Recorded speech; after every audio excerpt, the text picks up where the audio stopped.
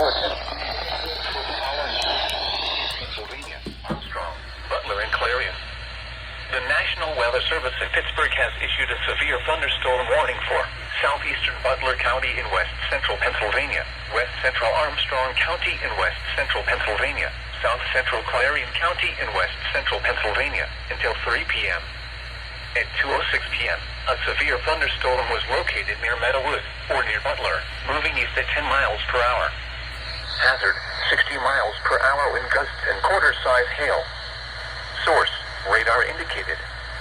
Impact, minor hail damage to vehicles is possible.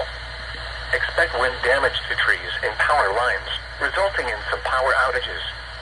Locations impacted include Katanning, Reimersburg, Ford City, Meadowood, West Katanning, Vicksonburg, Chicora, East Brady, East Butler, Worthington, West Hills, and Manorville.